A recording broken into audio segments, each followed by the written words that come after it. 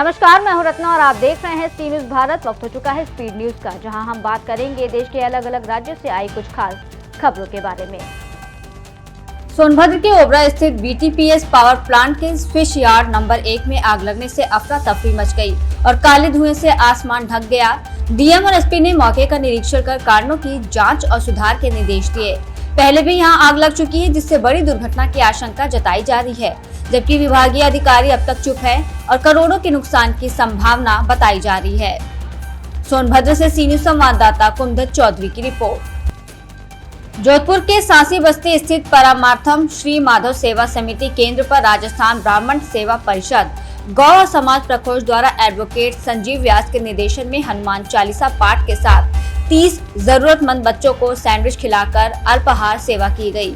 इस अवसर पर टूथपेस्ट, ब्रश का वितरण किया गया और बच्चों को नशे से दूर रहने की शपथ दिलाई गई। इसके साथ ही उन्हें गुड टच, बैड टच की जानकारी दी गई।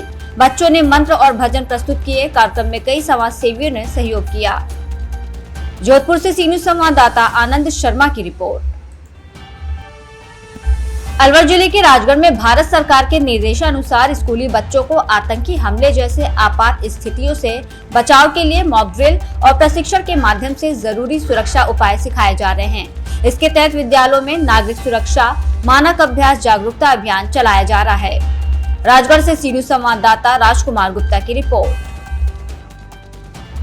अलवर के नसवारी और चिड़वाई स्थित राजकीय उच्च माध्यमिक विद्यालयों में जिला विधिक सेवा प्राधिकरण के निर्देश पर विधिक जागरूकता शिविर आयोजित हुआ। पीएलवी अनिल कुमार ने नालसा योजना 2015 के अंतर्गत नशा पीड़ित बालिकों की पहचान, पुनर्वास और नशा मुक्ति केंद्रों की सुविधाओं की जानकारी दी। विद्यार्थियों और आमजन को नशे के दुष्प्रभावों और कानूनी सहायता की जानकारी भी प्रदान की गई। अलवर से सी न्यूज संवाददाता राजकुमार गुप्ता की रिपोर्ट। ललितपुर जिले के महारानी कोतवाली परिसर में कोतवाली प्रभारी निरीक्षक विनोद कुमार मिश्र की अध्यक्षता में शांति समिति की बैठक आयोजित की गई, जिसमें नगर पंचायत ईओ साक्षी साहू ने युद्ध जैसे हालातों में मॉक ड्रिल के महत्व को समझाया। उन्होंने बताया कि ऐसे समय में प्रशासन की गाइडलाइन, ब्लैकआउट नियमों, सायरन की चेतावनी और सोशल मीडिया पर अफवाहों से बचने की जरूरत होती है। बैठक में आमजन को सुरक्षा उपाय, सावधानियों की विस्तृत जानकारी दी गई। कार्यक्रम में क्षेत्र के कई प्रमुख नागरिक मौजूद रहे। ललितपुर से सी न्यूज संवाददाता ऋषि तिवारी की रिपोर्ट। महागांव नगर पंचायत में कलेक्टर ऑफिस से कचरा गाड़ी और नाली सफाई का टेंडर पास हुए 1 महीना बीत चुका है, लेकिन अब तक नगर पंचायत द्वारा कोई कार्रवाई नहीं की गई।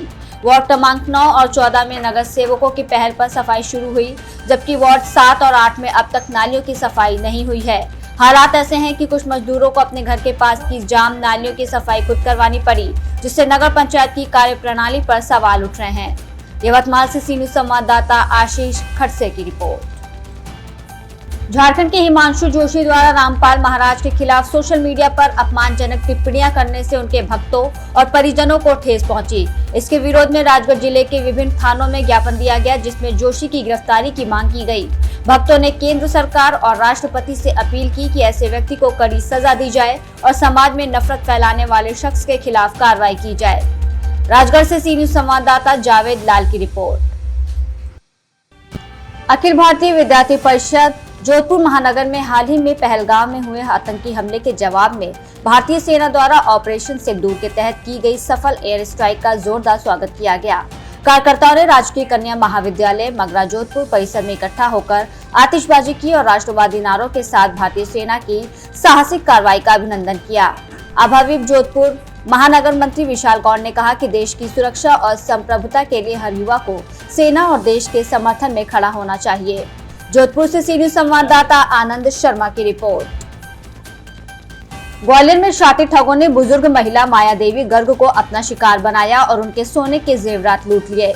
महिला अपने भाई की शॉप पर नाश्ता देने गई थी, तभी एक नाबालिग और युवक ने उसे सम्मोहित किया और उसे ऑटो में बैठाकर कंपू बस स्टैंड तक ले गए। वहां एक युवती ने महिला से सोने के जेवर रुमाल में बांधने को कहा, लेकिन जब महिला ने रुमाल खोला तो उसमें कंकड़ पत्थर थे और उनके सोने के जेवर गायब थे।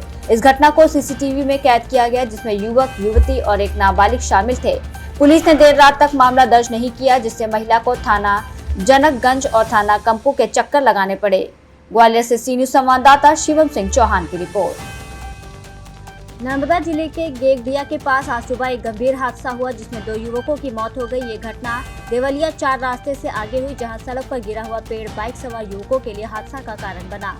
कोलंबा गांव के देवदत्त सिंह सोलंकी और प्रतीक सिंह सोलंकी अपनी बाइक से अंकलेश्वर से कोलंबा जा रहे थे, जब अचानक पेड़ गिरने के कारण बाइक का नियंत्रण खो जाने से उनकी टक्कर सामने से आ रही इको गाड़ी से हो गई। हादसे में दोनों युवकों की मौके पर ही मौत हो गई। पुलिस और एम्बुलेंस ने शवों को अस्पताल भेज दिया और आगे की जांच शुरू कर दी है। नर्मदा से सी न्यूज संवाददाता वसीम मेमन की रिपोर्ट। फिलहाल स्पीड न्यूज में बस इतना ही। देश और दुनिया की तमाम बड़ी खबरों के लिए देखते रहिए सी न्यूज भारत।